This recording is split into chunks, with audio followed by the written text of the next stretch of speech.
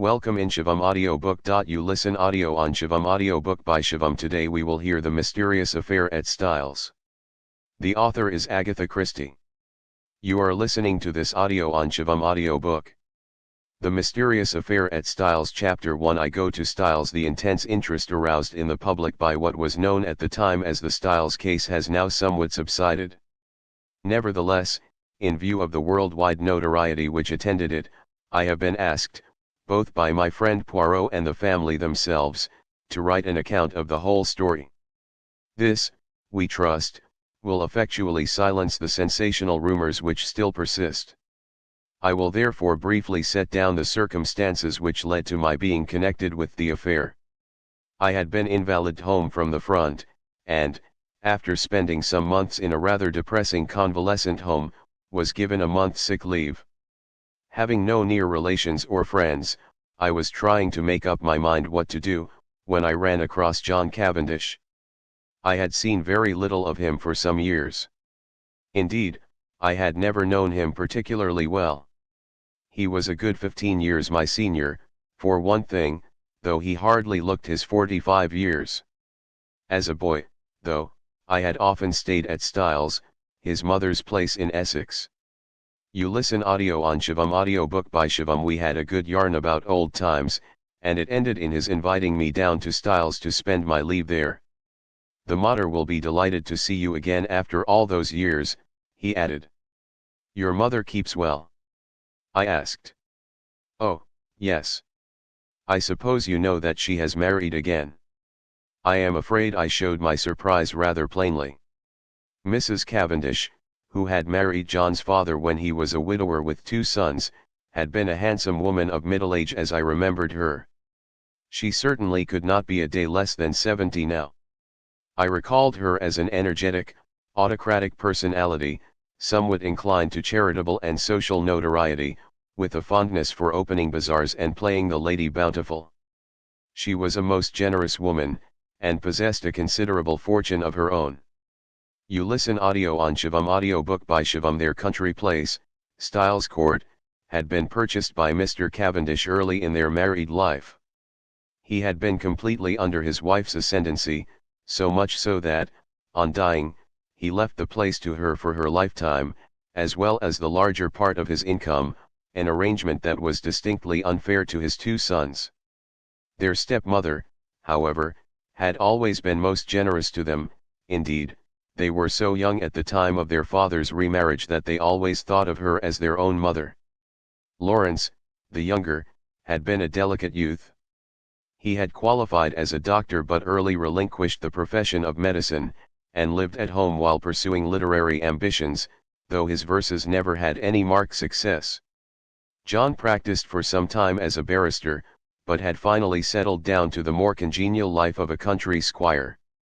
He had married 2 years ago, and had taken his wife to live at Styles, though I entertained a shrewd suspicion that he would have preferred his mother to increase his allowance, which would have enabled him to have a home of his own. Mrs. Cavendish, however, was a lady who liked to make her own plans, and expected other people to fall in with them, and in this case she certainly had the whip hand, namely, the purse strings. You listen audio on Shivam Audiobook by Shivam. John noticed my surprise at the news of his mother's remarriage and smiled rather ruefully. Rotten little bounder too, he said savagely. I can tell you, Hastings, it's making life jolly difficult for us. As for Evie, you remember Evie? No, oh, I suppose she was after your time. She's the mater's factotum, companion, jack of all trades. A great sport, old Evie. Not precisely young and beautiful, but as game as they make them. You were going to say. Oh, this fellow. He turned up from nowhere, on the pretext of being a second cousin or something of Evie's, though she didn't seem particularly keen to acknowledge the relationship. The fellow is an absolute outsider, anyone can see that. He's got a great black beard, and wears patent leather boots in all weathers. But the mater caught on to him at once, took him on as secretary. You know how she's always running 100 societies. I nodded. Well, of course the war has turned the hundreds into thousands. No doubt the fellow was very useful to her. But you could have knocked us all down with a feather when, 3 months ago, she suddenly announced that she and Alfred were engaged. The fellow must be at least 20 years younger than she is. It's simply barefaced fortune hunting, but there you are, she is her own mistress, and she's married him. It must be a difficult situation for you all. Difficult. It's damnable. Thus it came about that, 3 days later, I descended from the train at Styles St. Mary, an absurd little station, with no apparent reason for existence, perched up in the midst of green fields and country lanes. John Cavendish was waiting on the platform, and piloted me out to the car. You listen audio on Shivam Audiobook by Shivam. Got a drop or two of petrol still, you see, he remarked. Mainly owing to the mater's activities. The village of Styles St. Mary was situated about 2 miles from the little station, and Styles Court lay a mile the other side of it. It was a still, warm day in early July. As one looked out over the flat Essex country, lying so green and peaceful under the afternoon sun, it seemed almost impossible to believe that, not so very far away, a great war was running its appointed course. I felt I had suddenly strayed into another world. As we turned in at the lodge gates, John said, "I'm afraid you'll find it very quiet down here, Hastings." "My dear fellow, that's just what I want." "Oh, it's pleasant enough if you want to lead the idle life. I drill with the volunteers twice a week, and lend a hand at the farms. My wife works regularly on the land. She is up at 5 every morning to milk, and keeps at it steadily until lunchtime. It's a jolly good life taking it all round if it weren't for that fellow Alfred Inglethorpe." He checked the car suddenly, and glanced at his watch. "I wonder if we've time to pick up Cynthia." "No, she'll have started from the hospital by now." You listen audio on Shivam Audiobook by Shivam. Cynthia. That's not your wife. No, Cynthia is a protégée of my mother's, the daughter of an old schoolfellow of hers, who married a rascally solicitor. He came a cropper, and the girl was left an orphan and penniless. My mother came to the rescue, and Cynthia has been with us nearly 2 years now. She works in the Red Cross Hospital at Tadminster, 7 miles away. As he spoke the last words, we drew up in front of the fine old house. A lady in a stout tweed skirt, who was bending over a flower bed, straightened herself at our approach. "Hello, Evie, here's our wounded hero. Mr. Hastings, Miss Howard." Miss Howard shook hands with a hearty, almost painful, grip. I had an impression of very blue eyes in a sunburned face. She was a pleasant-looking woman of about 40, with a deep voice, almost manly in its stentorian tones, and had a large sensible square body, with feet to match these last encased in good thick boots. Her conversation, I soon found, was couched in the telegraphic style. "Weeds grow like house afire. Can't keep even with 'em. Shall press you in. Better be careful." "I'm sure I shall be only too delighted to make myself useful," I responded. "Don't say it. Never does. Wish you hadn't later." "You're a cynic, Evie," said John, laughing. "Where's tea today, inside or out?" "Out. Too fine a day to be cooped up in the house." "Come on then, you've done enough gardening for today. The laborer is worthy of his hire, you know. Come and be refreshed." "Well," said Miss Howard, drawing off her gardening gloves, "I'm inclined to agree with you." She led the way round the house to where tea was spread under the shade of a large sycamore. You listen audio on Shivam Audiobook by Shivam. A figure rose from one of the basket chairs, and came a few steps to meet us. "My wife, Hastings," said John. "I shall never forget my first sight of Mary Cavendish." Her tall, slender form, outlined against the bright light, the vivid sense of slumbering fire that seemed to find expression only in those wonderful tawny eyes of hers, remarkable eyes, different from any other woman's that I have ever known, the intense power of stillness she possessed, which nevertheless conveyed the impression of a wild untamed spirit in an exquisitely civilized body. All these things are burnt into my memory. I shall never forget them. She greeted me with a few words of pleasant welcome in a low clear voice, and I sank into a basket chair feeling distinctly glad that I had accepted John's invitation. Mrs. Cavendish gave me some tea, and her few quiet remarks heightened my first impression of her as a thoroughly fascinating woman. An appreciative listener is always stimulating, and I described, in a humorous manner, certain incidents of my convalescent home, in a way which, I flatter myself, greatly amused my hostess. John, of course, good fellow though he is, could hardly be called a brilliant conversationalist. At that moment a well-remembered voice floated through the open French window near at hand, "Then you'll write to the princess after tea, Alfred?" "I'll write to Lady Tadminster for the second day, myself. Or shall we wait until we hear from the princess? In case of a refusal, Lady Tadminster might open it the first day, and Mrs. Crosby the second. Then there's the Duchess about the school fete." There was the murmur of a man's voice, and then Mrs. Inglethorpe's rose in reply, "Yes, certainly. After tea will do quite well. You are so thoughtful, Alfred dear." The French window swung open a little wider, and a handsome white-haired old lady, with a somewhat masterful cast of features, stepped out of it onto the lawn. A man followed her, a suggestion of deference in his manner. "You listen audio on Shivam Audiobook by Shivam." Mrs. Inglethorpe greeted me with effusion.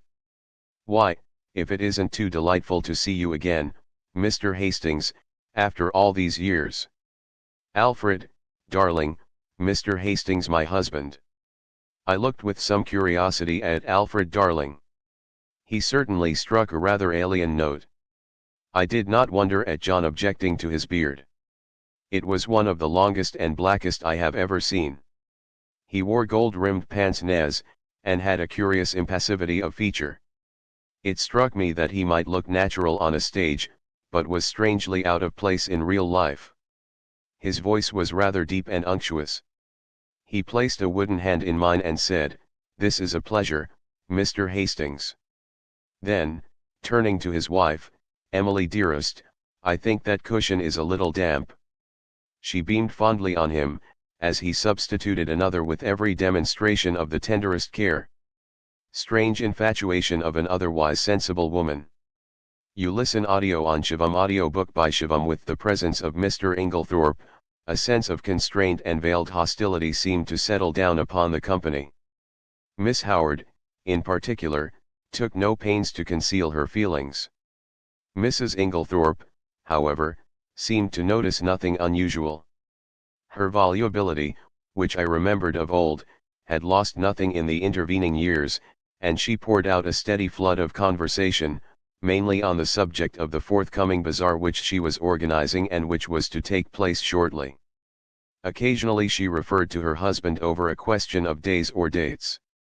His watchful and attentive manner never varied. From the very first I took a firm and rooted dislike to him, and I flatter myself that my first judgments are usually fairly shrewd. Presently Mrs. Inglethorpe turned to give some instructions about letters to Evelyn Howard, and her husband addressed me in his painstaking voice, "Is soldiering your regular profession, Mr. Hastings?" "No, before the war I was in Lloyd's." "And you will return there after it is over?" "Perhaps. Either that or a fresh start altogether." Mary Cavendish leaned forward.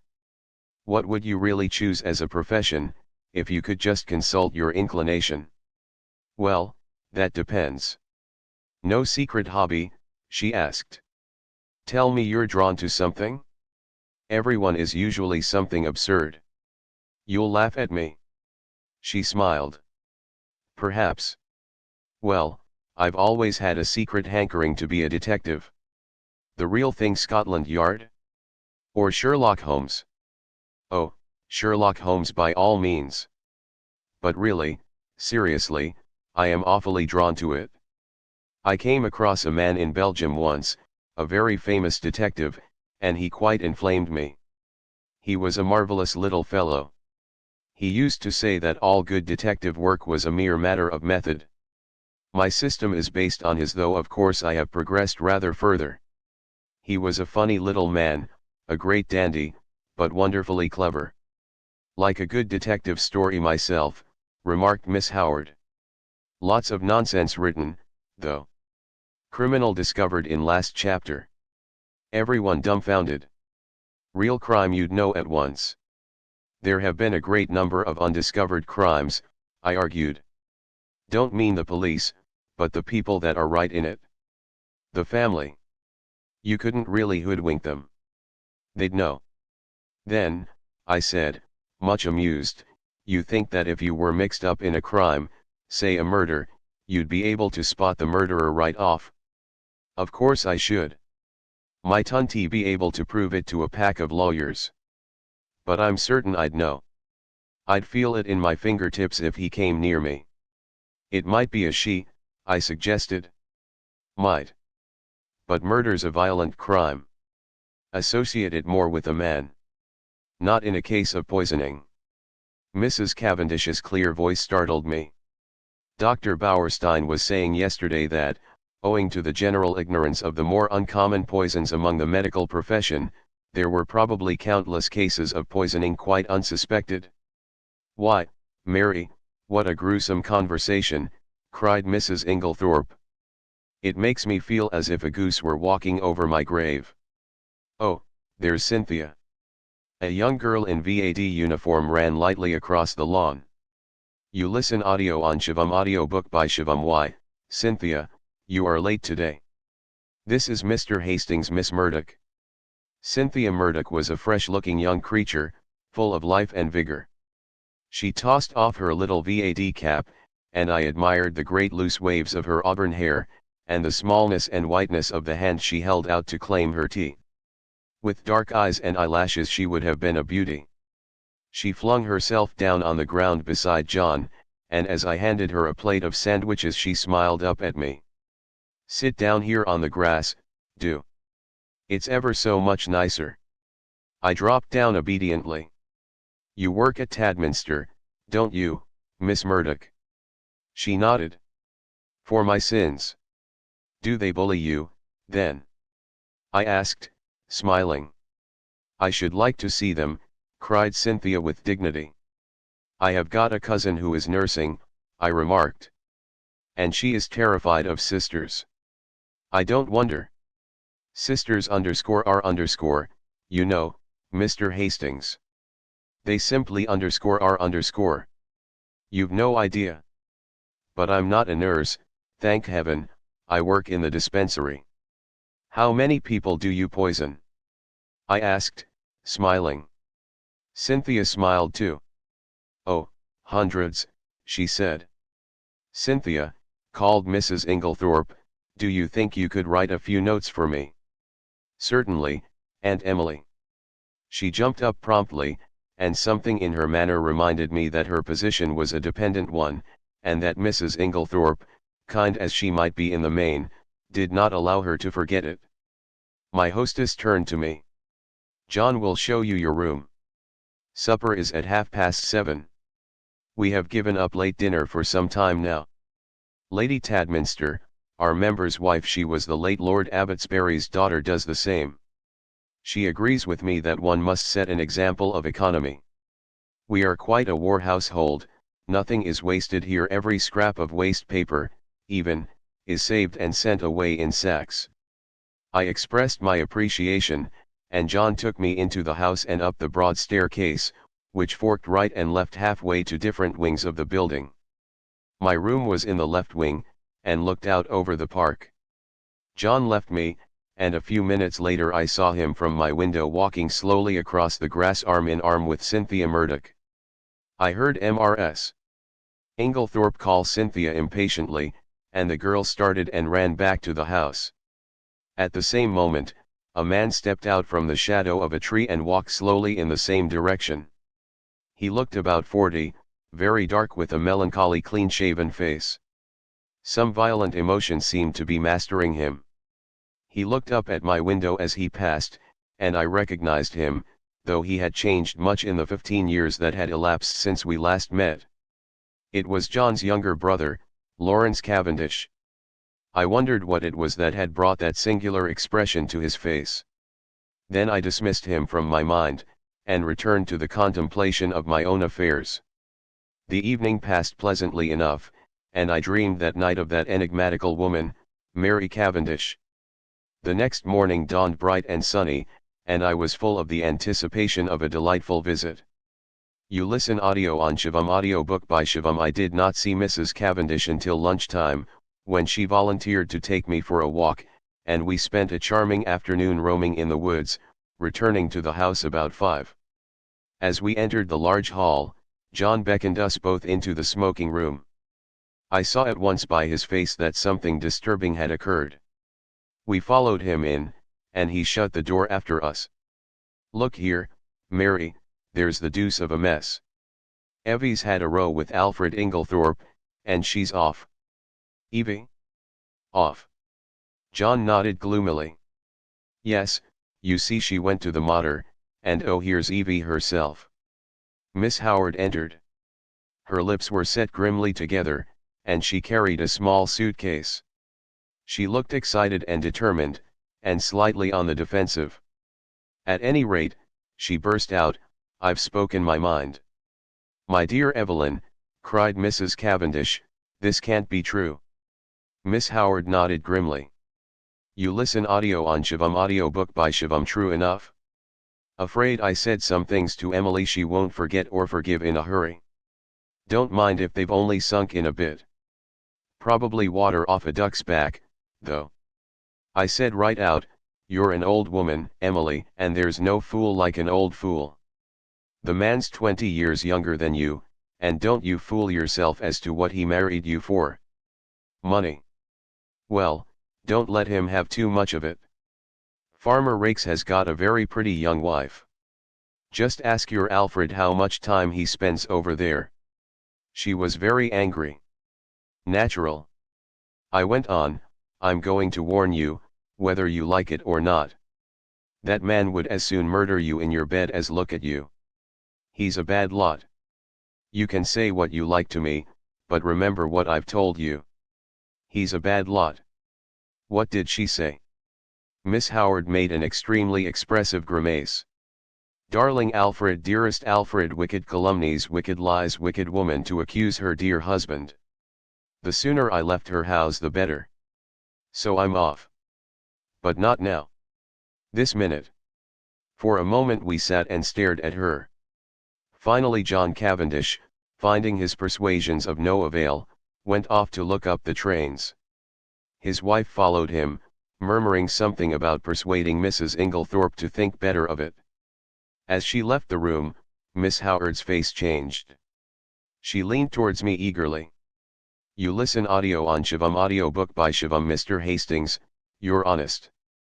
I can trust you." I was a little startled. She laid her hand on my arm, and sank her voice to a whisper. "Look after her, Mr. Hastings.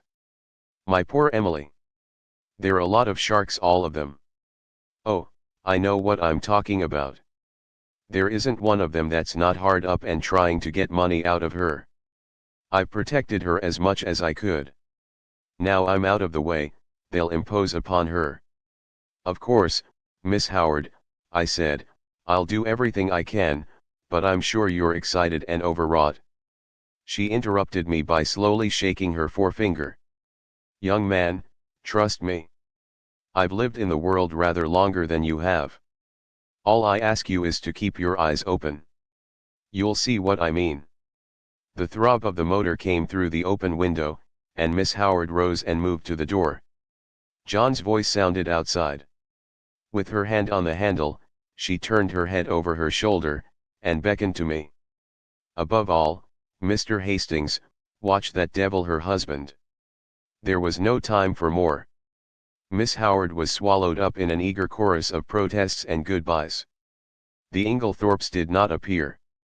You listen audio on Shivam Audiobook by Shivam. As the motor drove away, Mrs. Cavendish suddenly detached herself from the group, and moved across the drive to the lawn to meet a tall bearded man who had been evidently making for the house. The color rose in her cheeks as she held out her hand to him. "Who is that?" I asked sharply, for instinctively I distrusted the man. "That's Dr. Bauerstein," said John shortly. "And who is Dr. Bauerstein?" "He's staying in the village doing a rest cure, after a bad nervous breakdown. He's a London specialist, a very clever man, one of the greatest living experts on poisons, I believe. And he's a great friend of Mary's," put in Cynthia, the irrepressible. John Cavendish frowned and changed the subject. "Come for a stroll, Hastings. This has been a most rotten business." She always had a rough tongue, but there is no stauncher friend in England than Evelyn Howard. He took the path through the plantation, and we walked down to the village through the woods which bordered one side of the estate. As we passed through one of the gates on our way home again, a pretty young woman of gypsy type coming in the opposite direction bowed and smiled. "That's a pretty girl," I remarked appreciatively. John's face hardened. "That is Mrs. Raikes." "The one that Miss Howard exactly," said John, with rather unnecessary abruptness. You listen audio on Shivam Audiobook by Shivam. I thought of the white-haired old lady in the big house, and that vivid wicked little face that had just smiled into ours, and a vague chill of foreboding crept over me. I brushed it aside. "Styles is really a glorious old place," I said to John. He nodded rather gloomily. "Yes, it's a fine property. It'll be mine some day, should be mine now by rights, if my father had only made a decent will. And then I shouldn't be so damned hard up as I am now." "Hard up, are you?" "My dear Hastings, I don't mind telling you that I'm at my wits' end for money." "Couldn't your brother help you?" "Lawrence? He's gone through every penny he ever had, publishing rotten verses in fancy bindings. No, we're an impecunious lot. My mother's always been awfully good to us, I must say. That is, up to now. Since her marriage, of course," he broke off, frowning. For the first time I felt that, with Evelyn Howard, something indefinable had gone from the atmosphere. Her presence had spelled security. Now that security was removed and the air seemed rife with suspicion. The sinister face of Dr. Bauerstein recurred to me unpleasantly. A vague suspicion of everyone and everything filled my mind. Just for a moment I had a premonition of approaching evil. Chapter 1 End. Today we will hear The Mysterious Affair at Styles. The author is Agatha Christie. You are listening to this audio on Shivam Audiobook. You listen audio on Shivam Audiobook by Shivam Chapter 2, the 16th and 17th of July. Today we will hear The Mysterious Affair at Styles. The author is Agatha Christie. You are listening to this audio on Shivam Audiobook. You listen audio on Shivam Audiobook by Shivam. I had arrived at Styles on the 5th of July. I come now to the events of the 16th and 17th of that month. For the convenience of the reader I will recapitulate the incidents of those days in as exact a manner as possible. They were elicited subsequently at the trial by a process of long and tedious cross-examinations. I received a letter from Evelyn Howard a couple of days after her departure, telling me she was working as a nurse at the big hospital in Middlingham, a manufacturing town some 15 miles away, and begging me to let her know if Mrs. Inglethorpe should show any wish to be reconciled. The only fly in the ointment of my peaceful days was Mrs. Cavendish's extraordinary, and, for my part, unaccountable preference for the society of Dr. Bauerstein. What she saw in the man I cannot imagine, but she was always asking him up to the house, and often went off for long expeditions with him. I must confess that I was quite unable to see his attraction. The 16th of July fell on a Monday. It was a day of turmoil. The famous bazaar had taken place on Saturday, and an entertainment, in connection with the same charity, at which Mrs. Inglethorpe was to recite a war poem, was to be held that night. We were all busy during the morning arranging and decorating the hall in the village where it was to take place. We had a late luncheon and spent the afternoon resting in the garden. I noticed that John's manner was somewhat unusual. He seemed very excited and restless. After tea, Mrs. Inglethorpe went to lie down to rest before her efforts in the evening, and I challenged Mary Cavendish to a single at tennis. About 6:45, Mrs. Inglethorpe called us that we should be late as supper was early that night. We had rather a scramble to get ready in time, and before the meal was over the motor was waiting at the door. The entertainment was a great success, Mrs. Inglethorpe's recitation receiving tremendous applause. There were also some tableaux in which Cynthia took part. She did not return with us, having been asked to a supper party, and to remain the night with some friends who had been acting with her in the tableaux. You listen audio on Shivam audiobook by Shivam. The following morning, Mrs. Inglethorpe stayed in bed to breakfast, as she was rather overtired, but she appeared in her briskest mood about 12:30, and swept Lawrence and myself off to a luncheon party. Such a charming invitation from Mrs. Ralston. Lady Tadminster's sister, you know. The Ralstons came over with the Conqueror, one of our oldest families. Mary had excused herself on the plea of an engagement with Dr. Bauerstein. We had a pleasant luncheon, and as we drove away Lawrence suggested that we should return by Tadminster, which was barely a mile out of our way, and pay a visit to Cynthia in her dispensary. Mrs. Inglethorpe replied that this was an excellent idea, but as she had several letters to write she would drop us there, and we could come back with Cynthia in the pony trap. We were detained under suspicion by the hospital porter, until Cynthia appeared to vouch for us, looking very cool and sweet in her long white overall. She took us up to her sanctum, and introduced us to her fellow dispenser, a rather awe-inspiring individual, whom Cynthia cheerily addressed as Nibs. "What a lot of bottles!" I exclaimed, as my eye traveled round the small room. "Do you really know what's in them all?" "Say something original," groaned Cynthia. "Every single person who comes up here says that. We are really thinking of bestowing a prize on the first individual who does _not_ say, 'What a lot of bottles.' And I know the next thing you're going to say is, 'How many people have you poisoned?'" I pleaded guilty with a laugh. "If you people only knew how fatally easy it is to poison someone by mistake, you wouldn't joke about it. Come on, let's have tea. We've got all sorts of secret stories in that cupboard." "No, Lawrence, that's the poison cupboard. The big cupboard, that's right." We had a very cheery tea, and assisted Cynthia to wash up afterwards. You listen audio on Shivam audiobook by Shivam. We had just put away the last teaspoon when a knock came at the door.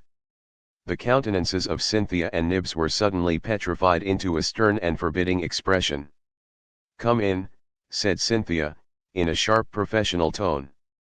A young and rather scared-looking nurse appeared with a bottle which she proffered to Nibs, who waved her towards Cynthia with the somewhat enigmatical remark, "_I_am not really here today." Cynthia took the bottle and examined it with the severity of a judge. "This should have been sent up this morning. Sister is very sorry. She forgot. Sister should read the rules outside the door." I gathered from the little nurse's expression that there was not the least likelihood of her having the hardihood to retail this message to the dreaded sister. "So now it can't be done until tomorrow," finished Cynthia.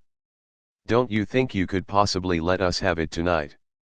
"Well," said Cynthia graciously, "we are very busy, but if we have time it shall be done."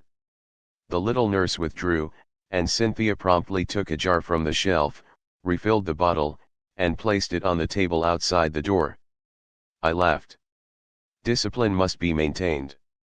"Exactly. Come out on our little balcony. You can see all the outside wards there." I followed Cynthia and her friend, and they pointed out the different wards to me. Lawrence remained behind, but after a few moments Cynthia called to him over her shoulder to come and join us. Then she looked at her watch. "Nothing more to do, Nibs?" "No, all right. Then we can lock up and go." I had seen Lawrence in quite a different light that afternoon. Compared to John, he was an astoundingly difficult person to get to know. He was the opposite of his brother in almost every respect, being unusually shy and reserved. Yet he had a certain charm of manner, and I fancied that, if one really knew him well, one could have a deep affection for him. I had always fancied that his manner to Cynthia was rather constrained, and that she on her side was inclined to be shy of him.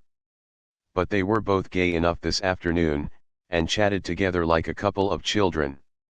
You listen audio on Shivam audiobook by Shivam. As we drove through the village, I remembered that I wanted some stamps, so accordingly we pulled up at the post office. As I came out again, I cannoned into a little man who was just entering. I drew aside and apologized, when suddenly, with a loud exclamation, he clasped me in his arms and kissed me warmly. _Mon ami _Hastings, he cried. It is indeed _Mon ami _Hastings. Poirot, I exclaimed. I turned to the pony trap. This is a very pleasant meeting for me, Miss Cynthia. This is my old friend, Monsieur Poirot, whom I have not seen for years. Oh, we know Monsieur Poirot, said Cynthia gaily. But I had no idea he was a friend of yours. Yes, indeed, said Poirot seriously. I know Mademoiselle Cynthia. It is by the charity of that good Mrs. Inglethorpe that I am here. Then, as I looked at him inquiringly, yes, my friend, she had kindly extended hospitality to 7 of my country people who, alas, are refugees from their native land.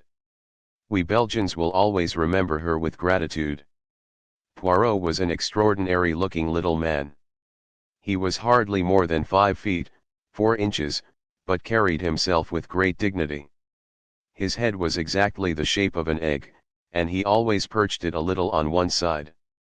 His mustache was very stiff and military. The neatness of his attire was almost incredible.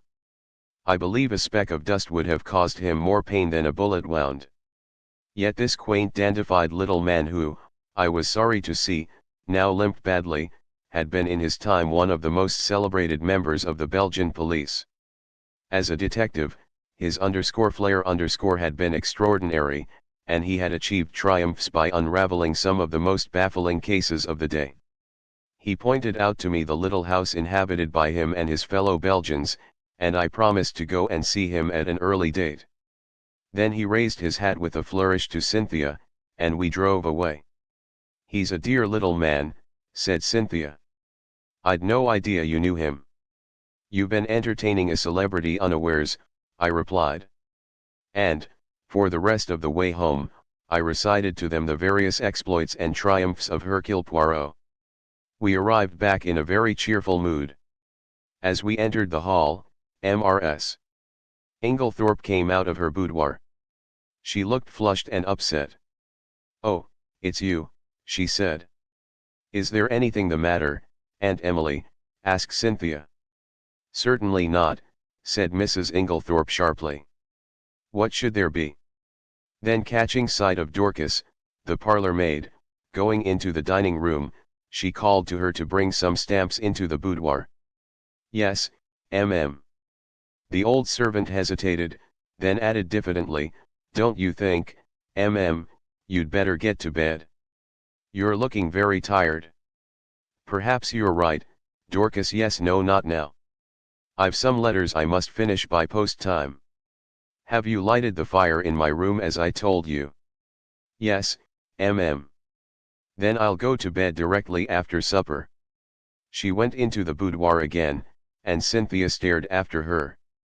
Goodness gracious! I wonder what's up, she said to Lawrence.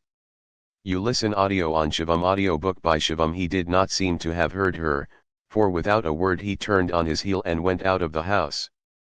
I suggested a quick game of tennis before supper and, Cynthia agreeing, I ran upstairs to fetch my racket.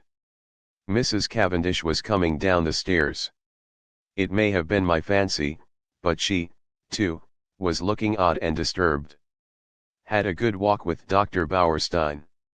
I asked, trying to appear as indifferent as I could. I didn't go, she replied abruptly. Where is Mrs. Inglethorpe? In the boudoir.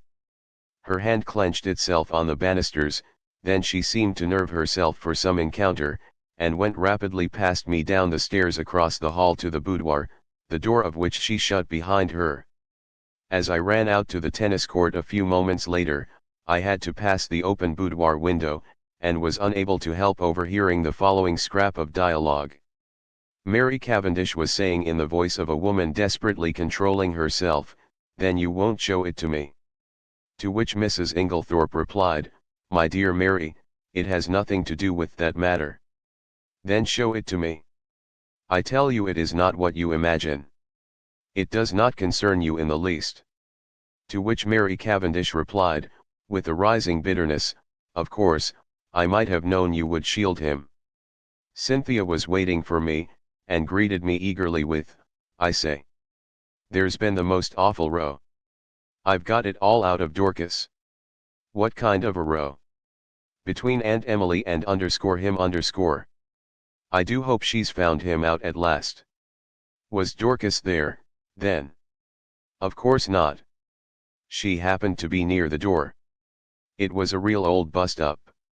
I do wish I knew what it was all about."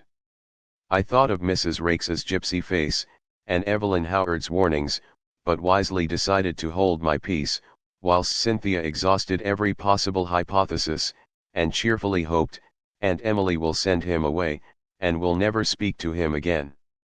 I was anxious to get hold of John, but he was nowhere to be seen. Evidently something very momentous had occurred that afternoon. I tried to forget the few words I had overheard, but, do what I would, I could not dismiss them altogether from my mind. What was Mary Cavendish's concern in the matter? Mr. Inglethorpe was in the drawing-room when I came down to supper. His face was impassive as ever, and the strange unreality of the man struck me afresh. Mrs. Inglethorpe came down last. She still looked agitated, and during the meal there was a somewhat constrained silence. Inglethorpe was unusually quiet. As a rule, he surrounded his wife with little attentions, placing a cushion at her back, and altogether playing the part of the devoted husband. Immediately after supper, Mrs. Inglethorpe retired to her boudoir again. "Send my coffee in here, Mary," she called. "I've just 5 minutes to catch the post." Cynthia and I went and sat by the open window in the drawing-room. Mary Cavendish brought our coffee to us. She seemed excited. "Do you young people want lights, or do you enjoy the twilight?" she asked. "Will you take Mrs. Inglethorpe her coffee, Cynthia? I will pour it out." "Do not trouble, Mary," said Inglethorpe. "I will take it to Emily." He poured it out, and went out of the room carrying it carefully. Lawrence followed him, and Mrs. Cavendish sat down by us. We three sat for some time in silence. It was a glorious night, hot and still. Mrs. Cavendish fanned herself gently with a palm leaf. "It's almost too hot," she murmured. "We shall have a thunderstorm. Alas, that these harmonious moments can never endure." My paradise was rudely shattered by the sound of a well-known, and heartily disliked, voice in the hall. "Dr. Bauerstein," exclaimed Cynthia. "What a funny time to come." I glanced jealously at Mary Cavendish, but she seemed quite undisturbed, the delicate pallor of her cheeks did not vary. In a few moments, Alfred Inglethorpe had ushered the doctor in, the latter laughing, and protesting that he was in no fit state for a drawing-room.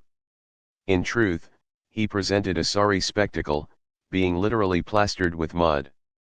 "What have you been doing, doctor?" cried Mrs. Cavendish. "I must make my apologies," said the doctor. "I did not really mean to come in, but Mr. Inglethorpe insisted." "Well, Bauerstein, you are in a plight," said John, strolling in from the hall.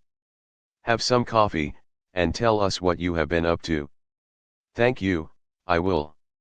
He laughed rather ruefully, as he described how he had discovered a very rare species of fern in an inaccessible place, and in his efforts to obtain it had lost his footing, and slipped ignominiously into a neighboring pond.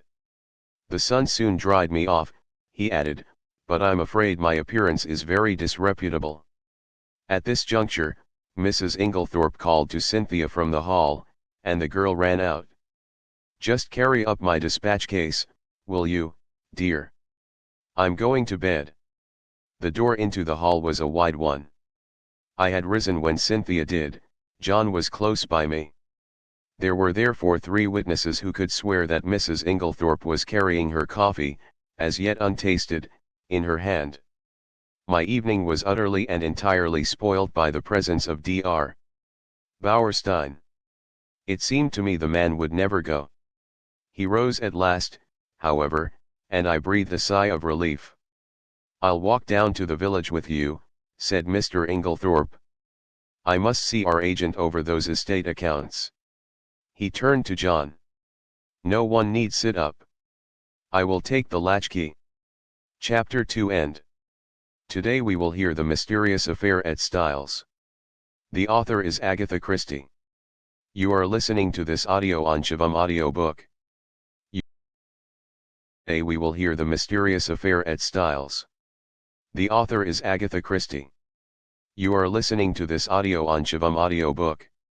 You listen audio on Shivam Audiobook by Shivam. To make this part of my story clear, I append the following plan of the first floor of Styles. The servants' rooms are reached through the door B. They have no communication with the right wing, where the Inglethorpes' rooms were situated. 01 It seemed to be the middle of the night when I was awakened by Lawrence Cavendish. He had a candle in his hand, and the agitation of his face told me at once that something was seriously wrong. "What's the matter?" I asked, sitting up in bed, and trying to collect my scattered thoughts. "We are afraid my mother is very ill. She seems to be having some kind of fit. Unfortunately she has locked herself in. I'll come at once." I sprang out of bed, and, pulling on a dressing gown, followed Lawrence along the passage and the gallery to the right wing of the house. John Cavendish joined us, and 1 or 2 of the servants were standing round in a state of awe-stricken excitement. Lawrence turned to his brother. "What do you think we had better do?" Never, I thought, had his indecision of character been more apparent. John rattled the handle of Mrs. Inglethorpe's door violently, but with no effect. It was obviously locked or bolted on the inside. The whole household was aroused by now. The most alarming sounds were audible from the interior of the room. Clearly something must be done. "Try going through Mr. Inglethorpe's room, sir," cried Dorcas. "Oh, the poor mistress." Suddenly I realized that Alfred Inglethorpe was not with us, that he alone had given no sign of his presence. John opened the door of his room. It was pitch dark, but Lawrence was following with the candle, and by its feeble light we saw that the bed had not been slept in, and that there was no sign of the room having been occupied. We went straight to the connecting door. That, too, was locked or bolted on the inside. What was to be done? "Oh, dear, sir," cried Dorcas, wringing her hands, "whatever shall we do? We must try and break the door in, I suppose. It'll be a tough job, though. Here, let one of the maids go down and wake Bailey and tell him to go for Dr. Wilkins at once. Now then, we'll have a try at the door. Half a moment, though, isn't there a door into Miss Cynthia's rooms?" "Yes, sir, but that's always bolted. It's never been undone." "Well, we might just see."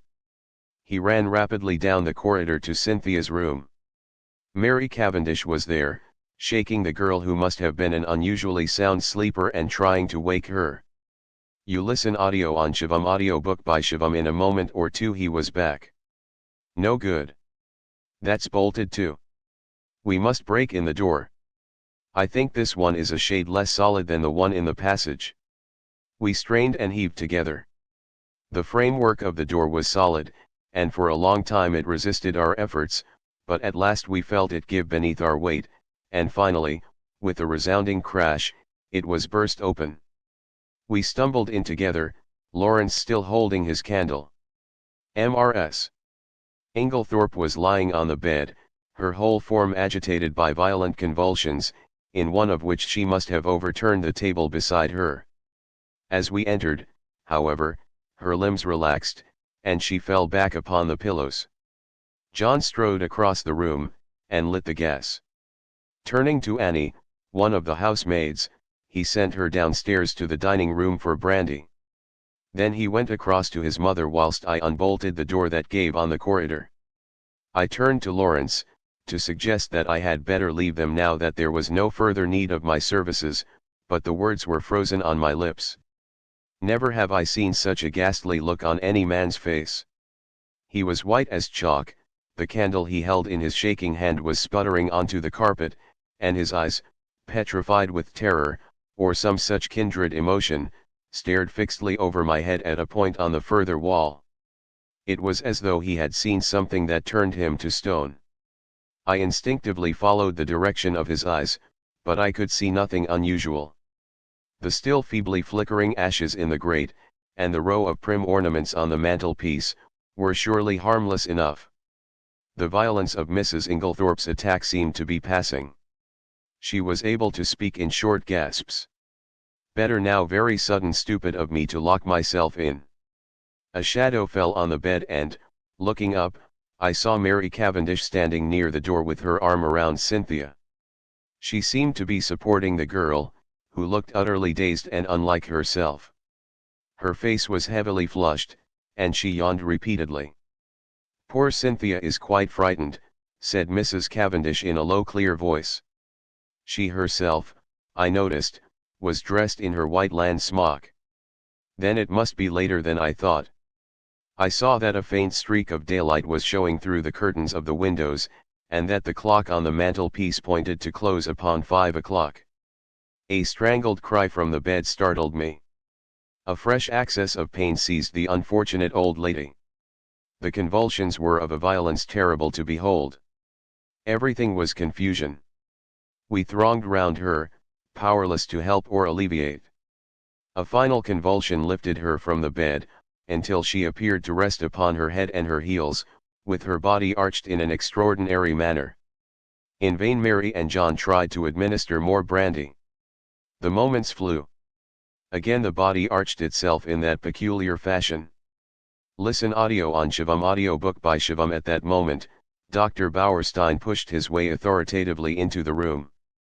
For one instant he stopped dead, staring at the figure on the bed, and, at the same instant, Mrs. Inglethorpe cried out in a strangled voice, her eyes fixed on the doctor, "Alfred, Alfred!" Then she fell back motionless on the pillows. With a stride, the doctor reached the bed, and seizing her arms worked them energetically, applying what I knew to be artificial respiration. He issued a few short sharp orders to the servants. An imperious wave of his hand drove us all to the door. We watched him, fascinated, though I think we all knew in our hearts that it was too late, and that nothing could be done now. I could see by the expression on his face that he himself had little hope. Finally he abandoned his task, shaking his head gravely. At that moment, we heard footsteps outside, and Dr. Wilkins, Mrs. Inglethorpe's own doctor, a portly, fussy little man, came bustling in. In a few words Dr. Bauerstein explained how he had happened to be passing the lodge gates as the car came out, and had run up to the house as fast as he could, whilst the car went on to fetch Dr. Wilkins. With a faint gesture of the hand, he indicated the figure on the bed. "Very sad. Very sad," murmured Dr. Wilkins. "Poor dear lady. Always did far too much against my advice. I warned her. Her heart was far from strong. 'Take it easy,' I said to her, 'take it easy.' But no, her zeal for good works was too great. Nature rebelled. Nature rebelled." Dr. Bauerstein, I noticed, was watching the local doctor narrowly. He still kept his eyes fixed on him as he spoke. The convulsions were of a peculiar violence, Dr. Wilkins. I am sorry you were not here in time to witness them. They were quite tetanic in character. "Ah," said Dr. Wilkins wisely. "I should like to speak to you in private," said Dr. Bauerstein. He turned to John. "You do not object?" "Certainly not." We all trooped out into the corridor, leaving the two doctors alone, and I heard the key turned in the lock behind us. You listen audio on Shivam audiobook by Shivam. We went slowly down the stairs. I was violently excited. I have a certain talent for deduction, and Dr. Bauerstein's manner had started a flock of wild surmises in my mind. Mary Cavendish laid her hand upon my arm. "What is it? Why did Dr. Bauerstein seem so peculiar?" I looked at her. "Do you know what I think?" "What?" "Listen." I looked round, the others were out of earshot. I lowered my voice to a whisper. "I believe she has been poisoned." "I'm certain Dr. Bauerstein suspects it?" What? She shrank against the wall, the pupils of her eyes dilating wildly. Then, with a sudden cry that startled me, she cried out, "No, no, not that, not that." And breaking from me, fled up the stairs. I followed her, afraid that she was going to faint. I found her leaning against the banisters, deadly pale. She waved me away impatiently. "No, no, leave me. I'd rather be alone. Let me just be quiet for a minute or two. Go down to the others." I obeyed her reluctantly. John and Lawrence were in the dining room. I joined them. We were all silent, but I suppose I voiced the thoughts of us all when I at last broke it by saying, "Where is Mr. Inglethorpe?" John shook his head. "He's not in the house." Our eyes met. Where was Alfred Inglethorpe? His absence was strange and inexplicable. I remembered Mrs. Inglethorpe's dying words. What lay beneath them? What more could she have told us, if she had had time? At last we heard the doctors descending the stairs. Dr. Wilkins was looking important and excited, and trying to conceal an inward exultation under a manner of decorous calm. Dr. Bauerstein remained in the background, his grave bearded face unchanged. Dr. Wilkins was the spokesman for the two.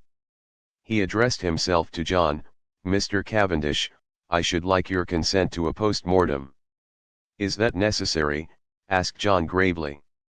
A spasm of pain crossed his face. "Absolutely," said Dr. Bauerstein. "You mean by that?" "That neither Dr. Wilkins nor myself could give a death certificate under the circumstances." John bent his head. "In that case, I have no alternative but to agree." "Thank you," said Dr. Wilkins briskly. "We propose that it should take place tomorrow night, or rather tonight." And he glanced at the daylight.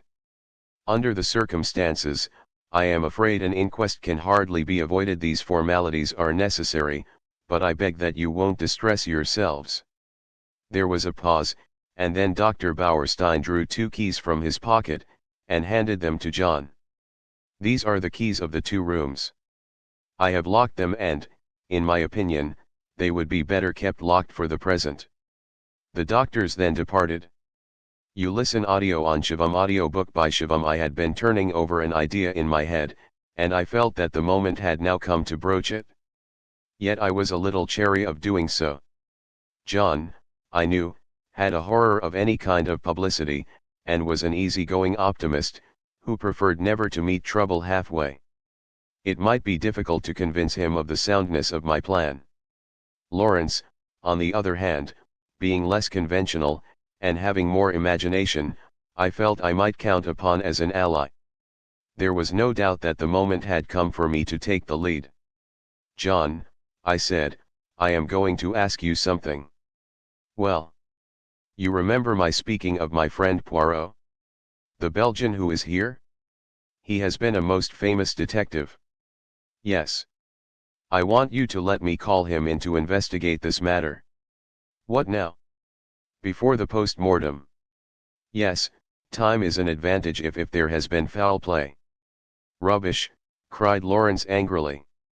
"In my opinion the whole thing is a mare's nest of Bauerstein's.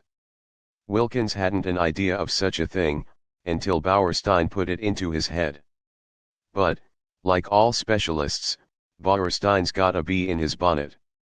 Poisons are his hobby, so of course he sees them everywhere." I confess that I was surprised by Lawrence's attitude. He was so seldom vehement about anything. John hesitated. "I can't feel as you do, Lawrence," he said at last. "I'm inclined to give Hastings a free hand, though I should prefer to wait a bit. We don't want any unnecessary scandal. No, no, I cried eagerly, you need have no fear of that. Poirot is discretion itself. Very well, then, have it your own way. I leave it in your hands. Though, if it is as we suspect, it seems a clear enough case. God forgive me if I am wronging him. I looked at my watch. It was 6 o'clock. I determined to lose no time. 5 minutes delay, however, I allowed myself. I spent it in ransacking the library until I discovered a medical book which gave a description of strychnine poisoning. Chapter 3 End. Today we will hear the mysterious affair at Styles. The author is Agatha Christie. You are listening to this audio on Shivam Audiobook.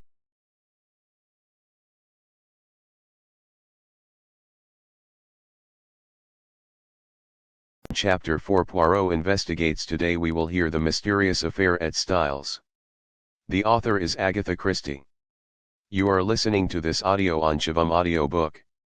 You listen audio on Shivam Audiobook by Shivam. The house which the Belgians occupied in the village was quite close to the park gates. One could save time by taking a narrow path through the long grass, which cut off the detours of the winding drive. So I, accordingly, went that way. I had nearly reached the lodge, when my attention was arrested by the running figure of a man approaching me. It was Mr. Inglethorpe. Where had he been? How did he intend to explain his absence? He accosted me eagerly. My God! This is terrible. My poor wife? I have only just heard. Where have you been? I asked. Denby kept me late last night. It was 1 o'clock before we'd finished. Then I found that I'd forgotten the latchkey after all. I didn't want to arouse the household, so Denby gave me a bed. How did you hear the news? I asked. Wilkins knocked Denby up to tell him. My poor Emily. She was so self-sacrificing, such a noble character. She overtaxed her strength. A wave of revulsion swept over me. What a consummate hypocrite the man was. I must hurry on, I said, thankful that he did not ask me whither I was bound. In a few minutes I was knocking at the door of Leastways cottage. Getting no answer, I repeated my summons impatiently. A window above me was cautiously opened, and Poirot himself looked out. He gave an exclamation of surprise at seeing me. In a few brief words, I explained the tragedy that had occurred, and that I wanted his help. Wait, my friend, I will let you in, and you shall recount to me the affair whilst I dress. In a few moments he had unbarred the door, and I followed him up to his room. There he installed me in a chair, and I related the whole story, keeping back nothing, and omitting no circumstance, however insignificant, whilst he himself made a careful and deliberate toilet. I told him of my awakening, of Mrs. Inglethorpe's dying words, of her husband's absence, of the quarrel the day before, of the scrap of conversation between Mary and her mother-in-law that I had overheard, of the former quarrel between Mrs. Inglethorpe and Evelyn Howard, and of the latter's innuendos. You listen audio on Shivam Audiobook by Shivam. I was hardly as clear as I could wish. I repeated myself several times, and occasionally had to go back to some detail that I had forgotten. Poirot smiled kindly on me. The mind is confused. Is it not so? Take time, mon ami . You are agitated, you are excited, it is but natural. Presently, when we are calmer, we will arrange the facts, neatly, each in his proper place. We will examine and reject. Those of importance we will put on one side, those of no importance, poof. He screwed up his cherub-like face, and puffed comically enough, blow them away. That's all very well, I objected, but how are you going to decide what is important, and what isn't? That always seems the difficulty to me. Poirot shook his head energetically. He was now arranging his mustache with exquisite care. Not so. Voyons, one fact leads to another, so we continue. Does the next fit in with that? A Merville, Good. We can proceed. This next little fact no. Ah, that is curious. There is something missing, a link in the chain that is not there. We examine. We search. And that little curious fact, that possibly paltry little detail that will not tally, we put it here. He made an extravagant gesture with his hand. It is significant. It is tremendous. Yes. Poirot shook his forefinger so fiercely at me that I quailed before it. Beware.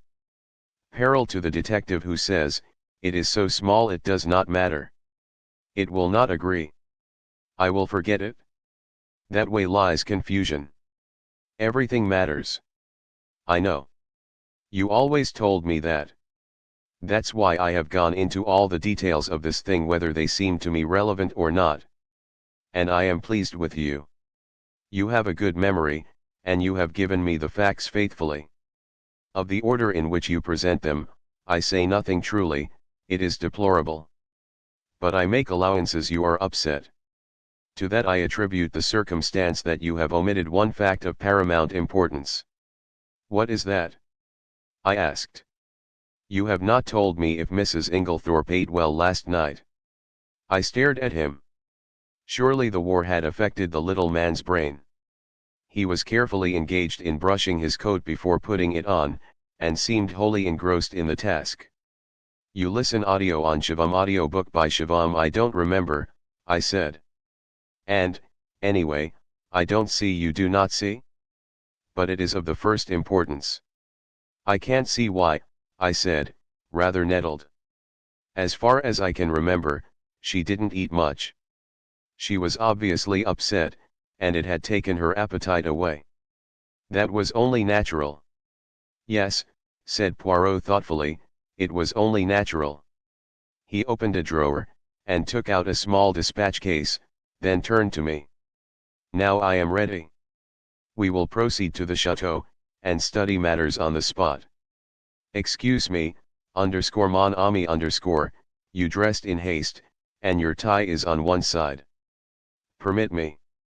With a deft gesture, he rearranged it. Cays, now, shall we start? We hurried up the village, and turned in at the lodge gates. Poirot stopped for a moment, and gazed sorrowfully over the beautiful expanse of park, still glittering with morning dew. So beautiful, and yet, the poor family, plunged in sorrow, prostrate with grief. He looked at me keenly as he spoke, and I was aware that I reddened under his prolonged gaze. Was the family prostrate by grief? Was the sorrow at Mrs. Inglethorpe's death so great? I realized that there was an emotional lack in the atmosphere. The dead woman had not the gift of commanding love. Her death was a shock and a distress, but she would not be passionately regretted. Poirot seemed to follow my thoughts. He nodded his head gravely. No, you are right, he said, it is not as though there was a blood tie. She has been kind and generous to these Cavendishes, but she was not their own mother. Blood tells. Always remember that blood tells. Poirot, I said, I wish you would tell me why you wanted to know if Mrs. Inglethorpe ate well last night. I have been turning it over in my mind, but I can't see how it has anything to do with the matter. He was silent for a minute or two as we walked along, but finally he said, I do not mind telling you though, as you know, it is not my habit to explain until the end is reached. The present contention is that Mrs. Inglethorpe died of strychnine poisoning, presumably administered in her coffee. Yes. Well, what time was the coffee served? About 8 o'clock. Therefore she drank it between then and 8:30, certainly not much later. Well, strychnine is a fairly rapid poison. Its effects would be felt very soon, probably in about an hour. Yet, in Mrs. Inglethorpe's case, the symptoms do not manifest themselves until 5 o'clock the next morning, 9 hours. But a heavy meal, taken at about the same time as the poison, might retard its effects, though hardly to that extent. Still, it is a possibility to be taken into account. But, According to you, she ate very little for supper, and yet the symptoms do not develop until early the next morning. Now that is a curious circumstance, my friend. Something may arise at the autopsy to explain it. In the meantime, remember it? As we neared the house, John came out and met us. His face looked weary and haggard. You listen audio on Shivam audiobook by Shivam. This is a very dreadful business, Monsieur Poirot, he said. Hastings has explained to you that we are anxious for no publicity. I comprehend perfectly. You see, it is only suspicion so far. We have nothing to go upon. Precisely. It is a matter of precaution only.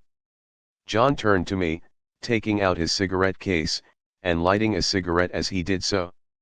You know that fellow Inglethorpe is back. Yes. I met him. John flung the match into an adjacent flower bed, a proceeding which was too much for Poirot's feelings. He retrieved it, and buried it neatly. It's jolly difficult to know how to treat him. That difficulty will not exist long, pronounced Poirot quietly. John looked puzzled, not quite understanding the portent of this cryptic saying. He handed the 2 keys which Dr. Bauerstein had given him to me. Show Monsieur Poirot everything he wants to see. The rooms are locked, asked Poirot. Dr. Bauerstein considered it advisable. Poirot nodded thoughtfully. Then he is very sure. Well, that simplifies matters for us. We went up together to the room of the tragedy. For convenience I append a plan of the room and the principal articles of furniture in it. You listen audio on Shivam audiobook by Shivam 02. Poirot locked the door on the inside, and proceeded to a minute inspection of the room. He darted from one object to the other with the agility of a grasshopper. I remained by the door, fearing to obliterate any clues. Poirot, however, did not seem grateful to me for my forbearance. What have you, my friend, he cried, that you remain there like how do you say it, yes, the stuck pig. I explained that I was afraid of obliterating any footmarks. Footmarks? But what an idea! There has already been practically an army in the room. What footmarks are we likely to find? No, come here and aid me in my search. I will put down my little case until I need it. He did so, on the round table by the window, but it was an ill-advised proceeding, for, the top of it being loose, it tilted up, and precipitated the dispatch case on the floor. Et voila on table, cried Poirot. Ah, my friend, one may live in a big house and yet have no comfort. After which piece of moralizing, he resumed his search. A small purple dispatch case, with a key in the lock, on the writing table, engaged his attention for some time. He took out the key from the lock, and passed it to me to inspect. I saw nothing peculiar, however. It was an ordinary key of the Yale type, with a bit of twisted wire through the handle. Next, he examined the framework of the door we had broken in, assuring himself that the bolt had really been shot. Then he went to the door opposite leading into Cynthia's room. That door was also bolted, as I had stated. However, he went to the length of unbolting it, and opening and shutting it several times. This he did with the utmost precaution against making any noise. Suddenly something in the bolt itself seemed to rivet his attention. He examined it carefully, and then, nimbly whipping out a pair of small forceps from his case, he drew out some minute particle which he carefully sealed up in a tiny envelope. On the chest of drawers there was a tray with a spirit lamp and a small saucepan on it. A small quantity of a dark fluid remained in the saucepan, and an empty cup and saucer that had been drunk out of stood near it. I wondered how I could have been so unobservant as to overlook this. Here was a clue worth having. Poirot delicately dipped his finger into liquid, and tasted it gingerly. He made a grimace. Cocoa with I think rum in it. He passed on to the debris on the floor, where the table by the bed had been overturned. A reading lamp, some books, matches, a bunch of keys, and the crushed fragments of a coffee cup lay scattered about. Ah, this is curious, said Poirot. You listen audio on Shivam audiobook by Shivam. I must confess that I see nothing particularly curious about it. You do not. Observe the lamp. The chimney is broken in two places, they lie there as they fell. But see, the coffee cup is absolutely smashed to powder. Well, I said wearily, I suppose someone must have stepped on it. Exactly, said Poirot, in an odd voice. Someone stepped on it. He rose from his knees, and walked slowly across to the mantelpiece, where he stood abstractedly fingering the ornaments, and straightening them, a trick of his when he was agitated. Mon ami he said, turning to me, somebody stepped on that cup, grinding it to powder, and the reason they did so was either because it contained strychnine, or, which is far more serious, because it did not contain strychnine. I made no reply. I was bewildered, but I knew that it was no good asking him to explain. In a moment or two he roused himself, and went on with his investigations. He picked up the bunch of keys from the floor, and twirling them round in his fingers finally selected one, very bright and shining, which he tried in the lock of the purple dispatch case. It fitted, and he opened the box, but after a moment's hesitation, closed and relocked it, and slipped the bunch of keys, as well as the key that had originally stood in the lock, into his own pocket. I have no authority to go through these papers. But it should be done at once. He then made a very careful examination of the drawers of the washstand crossing the room to the left-hand window. A round stain, hardly visible on the dark brown carpet, seemed to interest him particularly. He went down on his knees, examining it minutely, even going so far as to smell it. Finally, he poured a few drops of the cocoa into a test tube, sealing it up carefully. His next proceeding was to take out a little notebook. We have found in this room, he said, writing busily, 6 points of interest. Shall I enumerate them, or will you? Oh, you, I replied hastily. Very well, then. 1. A coffee cup that has been ground into powder. 2. A dispatch case with a key in the lock. 3. A stain on the floor. That may have been done some time ago, I interrupted. No, for it is still perceptibly damp and smells of coffee. 4. A fragment of some dark green fabric, only a thread or two, but recognizable. Ah! I cried. That was what you sealed up in the envelope? Yes. It may turn out to be a piece of one of Mrs. Inglethorpe's own dresses, and quite unimportant. We shall see. 5. This. With a dramatic gesture, he pointed to a large splash of candle grease on the floor by the writing table. It must have been done since yesterday, otherwise a good housemaid would have at once removed it with blotting paper and a hot iron. One of my best hats once, but that is not to the point. It was very likely done last night. We were very agitated. Or perhaps Mrs. Inglethorpe herself dropped her candle. You brought only one candle into the room. Yes. Lawrence Cavendish was carrying it. But he was very upset. He seemed to see something over here. I indicated the mantelpiece that absolutely paralysed him. That is interesting, said Poirot quickly. Yes, it is suggestive, his eye sweeping the whole length of the wall, but it was not his candle that made this great patch, for you perceive that this is white grease, whereas Monsieur Lawrence's candle, which is still on the dressing table, is pink. On the other hand, Mrs. Inglethorpe had no candlestick in the room, only a reading lamp. Then, I said, what do you deduce? To which my friend only made a rather irritating reply, urging me to use my own natural faculties. And the sixth point? I asked. I suppose it is the sample of cocoa. No, said Poirot thoughtfully.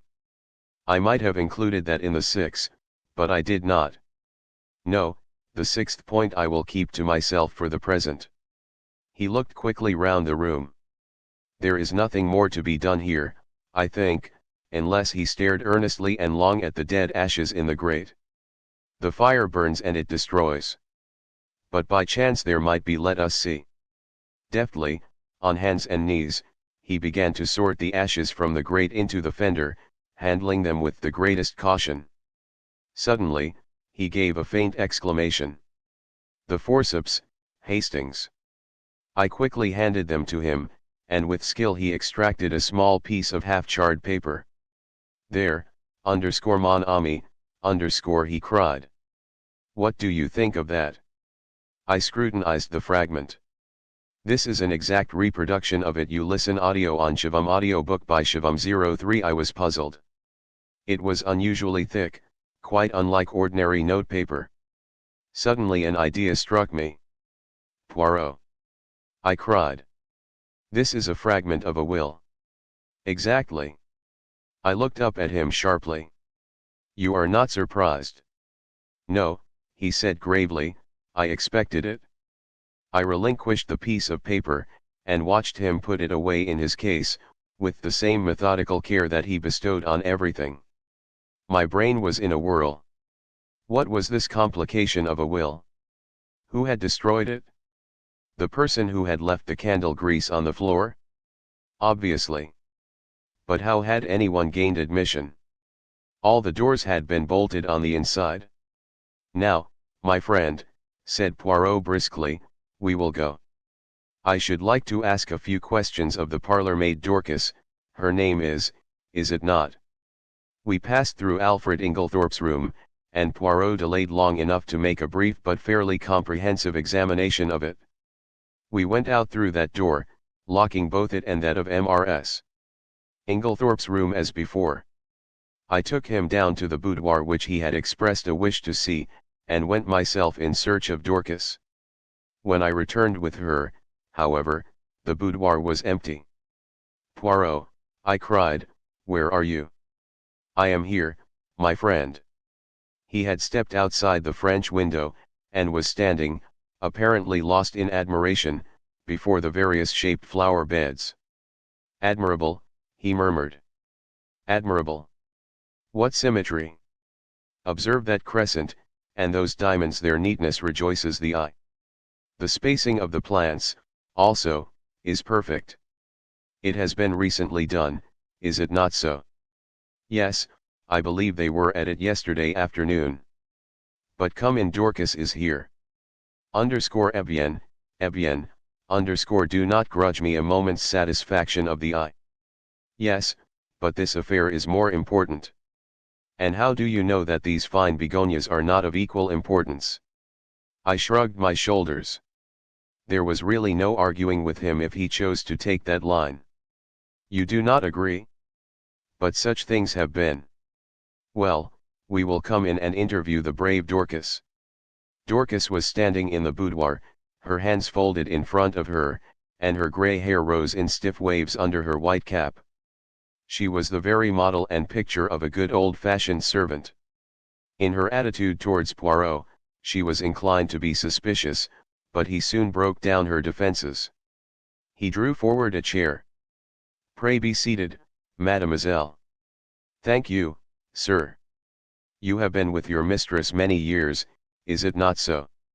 "10 years, sir." "That is a long time, and very faithful service. You were much attached to her, were you not?" "She was a very good mistress to me, sir." "Then you will not object to answering a few questions. I put them to you with Mr. Cavendish's full approval." "Oh, certainly, sir." "Then I will begin by asking you about the events of yesterday afternoon." "Your mistress had a quarrel?" "Yes, sir. But I don't know that I ought." Dorcas hesitated. Poirot looked at her keenly. "My good Dorcas, it is necessary that I should know every detail of that quarrel as fully as possible. Do not think that you are betraying your mistress's secrets. Your mistress lies dead, and it is necessary that we should know all if we are to avenge her. Nothing can bring her back to life, but we do hope, if there has been foul play, to bring the murderer to justice." "Amen to that," said Dorcas fiercely. "And, naming no names, there's _one_ in this house that none of us could ever abide. And an ill day it was when first he darkened the threshold." Poirot waited for her indignation to subside, and then, resuming his business-like tone, he asked, "Now, as to this quarrel? What is the first you heard of it?" "Well, sir, I happened to be going along the hall outside yesterday. What time was that?" "I couldn't say exactly, sir, but it wasn't tea time by a long way. Perhaps 4 o'clock, or it may have been a bit later." "Well, sir, as I said, I happened to be passing along, when I heard voices very loud and angry in here. I didn't exactly mean to listen, but well, there it is. I stopped. The door was shut, but the mistress was speaking very sharp and clear, and I heard what she said quite plainly. 'You have lied to me, and deceived me,' she said. I didn't hear what Mr. Inglethorpe replied. He spoke a good bit lower than she did, but she answered, 'How dare you? I have kept you and clothed you and fed you. You owe everything to me. And this is how you repay me.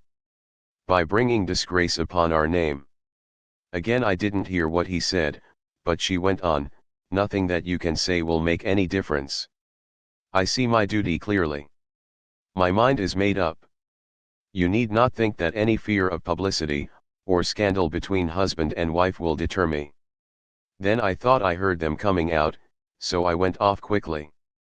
"You are sure it was Mr. Inglethorpe's voice you heard?" "Oh, yes, sir, whose else's could it be?" "Well, what happened next?" "Later, I came back to the hall, but it was all quiet. At 5 o'clock, Mrs. Inglethorpe rang the bell and told me to bring her a cup of tea, nothing to eat, to the boudoir. She was looking dreadful, so white and upset. 'Dorcas,' she says, 'I've had a great shock.' 'I'm sorry for that, I says. 'You'll feel better after a nice hot cup of tea, She had something in her hand. I don't know if it was a letter, or just a piece of paper, but it had writing on it, and she kept staring at it, almost as if she couldn't believe what was written there. She whispered to herself, as though she had forgotten I was there, these few words, and everything's changed. And then she says to me, 'Never trust a man, Dorcas, they're not worth it.' I hurried off, and got her a good strong cup of tea, and she thanked me, and said she'd feel better when she'd drunk it. 'I don't know what to do,' she says. Scandal between husband and wife is a dreadful thing, Dorcas. I'd rather hush it up if I could.' Mrs. Cavendish came in just then, so she didn't say any more. She still had the letter, or whatever it was, in her hand. "Yes, sir." "What would she be likely to do with it afterwards?" "Well, I don't know, sir. I expect she would lock it up in that purple case of hers." "Is that where she usually kept important papers?" "Yes, sir. She brought it down with her every morning, and took it up every night." "When did she lose the key of it?" "She missed it yesterday at lunchtime, sir, and told me to look carefully for it. She was very much put out about it." "But she had a duplicate key." "Oh, yes, sir." Dorcas was looking very curiously at him, and, to tell the truth, so was I. What was all this about a lost key? Poirot smiled. "Never mind, Dorcas, it is my business to know things. Is this the key that was lost?" He drew from his pocket the key that he had found in the lock of the dispatch case upstairs. Dorcas's eyes looked as though they would pop out of her head. "That's it, sir, right enough. But where did you find it?" "I looked everywhere for it." "Ah, but you see it was not in the same place yesterday as it was today. Now, to pass to another subject, had your mistress a dark green dress in her wardrobe?" Dorcas was rather startled by the unexpected question. "No, sir." "Are you quite sure?" "Oh, yes, sir." "Has anyone else in the house got a green dress?" Dorcas reflected. "Miss Cynthia has a green evening dress." "Light or dark green?"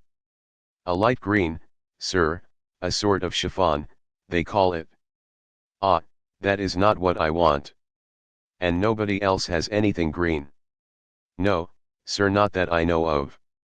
Poirot's face did not betray a trace of whether he was disappointed or otherwise.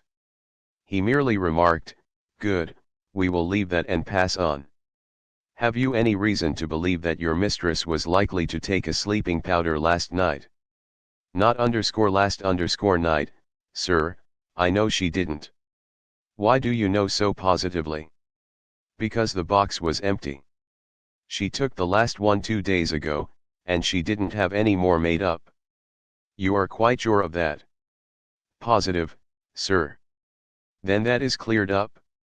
By the way, your mistress didn't ask you to sign any paper yesterday." "To sign a paper?" "No, sir. When Mr. Hastings and Mr. Lawrence came in yesterday evening, they found your mistress busy writing letters. I suppose you can give me no idea to whom these letters were addressed?" "I'm afraid I couldn't, sir. I was out in the evening. Perhaps Annie could tell you, though she's a careless girl. Never cleared the coffee cups away last night. That's what happens when I'm not here to look after things." Poirot lifted his hand. "Since they have been left, Dorcas, leave them a little longer, I pray you. I should like to examine them." "Very well, sir. What time did you go out last evening?" "About 6 o'clock, sir." "Thank you, Dorcas, that is all I have to ask you." He rose and strolled to the window. "I have been admiring these flower beds. How many gardeners are employed here, by the way?" "Only 3 now, sir."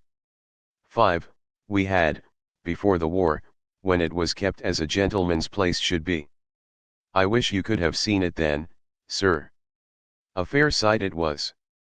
But now there's only old Manning, and young William, and a new-fashioned woman gardener in breeches and such like. Ah, these are dreadful times." "The good times will come again, Dorcas. At least, we hope so. Now, will you send Annie to me here?" "Yes, sir." "Thank you, sir.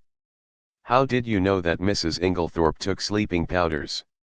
I asked, in lively curiosity, as Dorcas left the room. "And about the lost key and the duplicate?" "One thing at a time. As to the sleeping powders, I knew by this." He suddenly produced a small cardboard box, such as chemists use for powders. "You listen audio on Shivam Audiobook by Shivam. Where did you find it?" "In the washstand drawer in Mrs. Inglethorpe's bedroom. It was number 6 of my catalogue. But I suppose, as the last powder was taken 2 days ago, it is not of much importance." "Probably not, but do you notice anything that strikes you as peculiar about this box?" I examined it closely. "No, I can't say that I do." "Look at the label." I read the label carefully. "One powder to be taken at bedtime, if required." "Mrs. Inglethorpe?" "No, I see nothing unusual." "Not the fact that there is no chemist's name?" "Ah!" I exclaimed. "To be sure, that is odd. Have you ever known a chemist to send out a box like that, without his printed name?" "No, I can't say that I have." I was becoming quite excited, but Poirot damped my ardor by remarking, "Yet the explanation is quite simple. So do not intrigue yourself, my friend." An audible creaking proclaimed the approach of Annie, so I had no time to reply. Annie was a fine, strapping girl, and was evidently laboring under intense excitement, mingled with a certain ghoulish enjoyment of the tragedy. Poirot came to the point at once, with a business-like briskness. "I sent for you, Annie, because I thought you might be able to tell me something about the letters Mrs. Inglethorpe wrote last night. How many were there? And can you tell me any of the names and addresses?" Annie considered. "There were 4 letters, sir. One was to Miss Howard, and one was to Mr. Wells, the lawyer, and the other 2 I don't think I remember, sir. Oh, yes, one was to Ross's, the caterers in Tadminster. The other one, I don't remember." "Think," urged Poirot. Annie racked her brains in vain. "I'm sorry, sir, but it's clean gone. I don't think I can have noticed it." It does not matter, said Poirot, not betraying any sign of disappointment. Now I want to ask you about something else. There is a saucepan in Mrs. Inglethorpe's room with some cocoa in it. Did she have that every night? Yes, sir, it was put in her room every evening, and she warmed it up in the night whenever she fancied it. What was it? Plain cocoa. Yes, sir, made with milk, with a teaspoonful of sugar, and 2 teaspoonfuls of rum in it. Who took it to her room? I did, sir. Always? Yes, sir. At what time?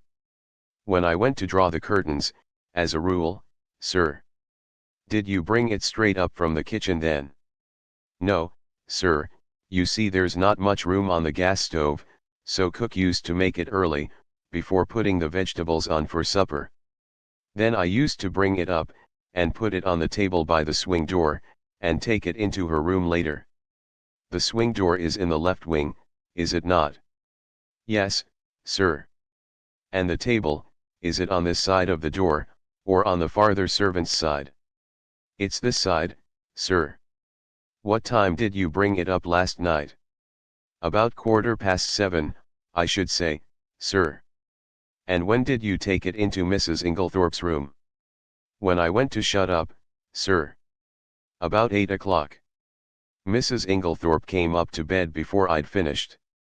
Then, between 7:15 and 8 o'clock, the cocoa was standing on the table in the left wing. Yes, sir. Annie had been growing redder and redder in the face, and now she blurted out unexpectedly, and if there was salt in it, sir, it wasn't me. I never took the salt near it. What makes you think there was salt in it? Asked Poirot. Seeing it on the tray, sir. You saw some salt on the tray? Yes. Coarse kitchen salt, it looked. I never noticed it when I took the tray up, but when I came to take it into the mistress's room I saw it at once, and I suppose I ought to have taken it down again, and asked cook to make some fresh. But I was in a hurry, because Dorcas was out, and I thought maybe the cocoa itself was all right, and the salt had only gone on the tray. So I dusted it off with my apron, and took it in. I had the utmost difficulty in controlling my excitement. Unknown to herself, Annie had provided us with an important piece of evidence. How she would have gaped if she had realized that her coarse kitchen salt was strychnine, one of the most deadly poisons known to mankind. I marveled at Poirot's calm. His self-control was astonishing. I awaited his next question with impatience, but it disappointed me. When you went into Mrs. Inglethorpe's room, was the door leading into Miss Cynthia's room bolted? Oh. Yes, sir, it always was. It had never been opened. And the door into Mr. Inglethorpe's room? Did you notice if that was bolted too? Annie hesitated. I couldn't rightly say, sir, it was shut, but I couldn't say whether it was bolted or not. When you finally left the room, did Mrs. Inglethorpe bolt the door after you? No, sir, not then, but I expect she did later. She usually did lock it at night. The door into the passage, that is. Did you notice any candle grease on the floor when you did the room yesterday? Candle grease? Oh, no, sir. Mrs. Inglethorpe didn't have a candle, only a reading lamp. Then, if there had been a large patch of candle grease on the floor, you think you would have been sure to have seen it? Yes, sir, and I would have taken it out with a piece of blotting paper and a hot iron. Then Poirot repeated the question he had put to Dorcas, did your mistress ever have a green dress? No, sir. Nor a mantle, nor a cape, nor a how do you call it, a sports coat? Not green, sir. Nor anyone else in the house? Annie reflected. No, sir. You are sure of that? Quite sure. Bien, that is all I want to know. Thank you very much. With a nervous giggle, Annie took herself creakingly out of the room. My pent-up excitement burst forth. You listen audio on Shivam audiobook by Shivam Poirot, I cried, I congratulate you. This is a great discovery. What is a great discovery? Why, that it was the cocoa and not the coffee that was poisoned. That explains everything. Of course it did not take effect until the early morning, since the cocoa was only drunk in the middle of the night. So you think that the cocoa mark well what I say, Hastings, the _cocoa_ contains strychnine. Of course. That salt on the tray, what else could it have been? It might have been salt, replied Poirot placidly. I shrugged my shoulders. If he was going to take the matter that way, it was no good arguing with him. The idea crossed my mind, not for the first time, that poor old Poirot was growing old. Privately I thought it lucky that he had associated with him someone of a more receptive type of mind. Poirot was surveying me with quietly twinkling eyes. You are not pleased with me, mon ami, my dear Poirot, I said coldly, it is not for me to dictate to you. You have a right to your own opinion, just as I have to mine. A most admirable sentiment, remarked Poirot, rising briskly to his feet. Now I have finished with this room. By the way, whose is the smaller desk in the corner? Mr. Inglethorpe's. Ah. He tried the roll top tentatively. Locked. But perhaps one of Mrs. Inglethorpe's keys would open it. He tried several, twisting and turning them with a practiced hand, and finally uttering an ejaculation of satisfaction. Voila, it is not the key, but it will open it at a pinch. He slid back the roll top, and ran a rapid eye over the neatly filed papers. To my surprise, he did not examine them, merely remarking approvingly as he relocked the desk, decidedly, he is a man of method, this Mr. Inglethorpe. A man of method was, in Poirot's estimation, the highest praise that could be bestowed on any individual. I felt that my friend was not what he had been as he rambled on disconnectedly. There were no stamps in his desk, but there might have been, mon ami, there might have been? Yes, his eyes wandered round the room. This boudoir has nothing more to tell us. It did not yield much. Only this. He pulled a crumpled envelope out of his pocket, and tossed it over to me. It was rather a curious document. A plain, dirty-looking old envelope with a few words scrawled across it, apparently at random. The following is a facsimile of it. Chapter 4, and today we will hear the mysterious affair at Styles. The author is Agatha Christie. You are listening to this audio on Shivam Audiobook.